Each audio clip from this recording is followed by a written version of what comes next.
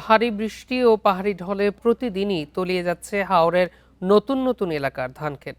টানা বৃষ্টিতে ফসল ঘরে তুলতে পারছেন না কৃষক, আর রোদে শুকাতে না পারায় নষ্ট হচ্ছে মাড়াই করা ধান। হাওর পরিস্থিতি নিয়ে আরো জানাতে হবিগঞ্জ থেকে যুক্ত হচ্ছেন সহকর্মী আবু সালে নুরুজ্জামান। নুরুজ্জামান, আজকে হাওর অঞ্চলে অবস্থা কি, এবং ইতিমধ্যে যারা ক্ষতিগ্রস্ত কৃষক তাদের সহায়তার বিষয়ে কি কোনো তথ্য আছে?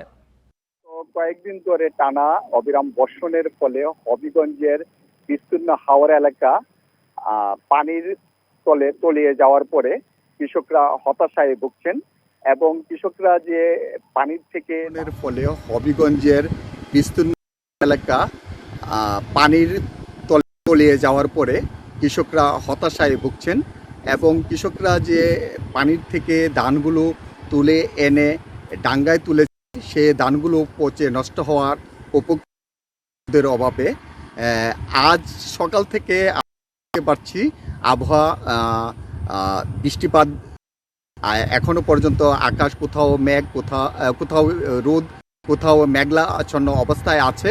এখনো পর্যন্ত বৃষ্টি হয়নি, তবে কৃষি বিভাগ আমাদেরকে যেটা জানিয়েছেন সেটা হচ্ছে 7,000-এর উপরে সম্পূর্ণ ধান তারা প্রণয়ন করেছেন। এই তালিকা তারা যাচাই বাছাই করে তারা মন্ত্রণালয়ে পাঠানো বলে আমাদেরকে জানিয়েছেন। আর আমরা সার্বিকভাবে যেটা বলতে পারি, এবং হাওর এর যে এবং নন হাওর মিলে প্রায় 12,000 হেক্টর জমি পানির তলে তলিয়ে গেছে এবং ধান বিনষ্ট হয়েছে এবং কৃষকরা রোদের অভাবে শুকাতে পারছে না। আজকে আবহাওয়া যেহেতু একটু ভালো, সেহেতু সুরে এবং কৃষকরা মাঠে তারা ধান কাটায় ব্যস্ত হয়ে পড়ছেন এবং তারা ধান তুলছেন, কিন্তু শ্রমিক সংকটটা এখনো প্রকট আকার ধারণ করে আছে। অনেক জায়গায় এখনো শ্রমিক পাওয়া যাচ্ছে না, পাকা ধান পড়ে আছে যে নন হাওর গুলোতে, সেখানেও শ্রমিক নেই। আর হাওর এলাকা তো আরো করুণ চিত্র।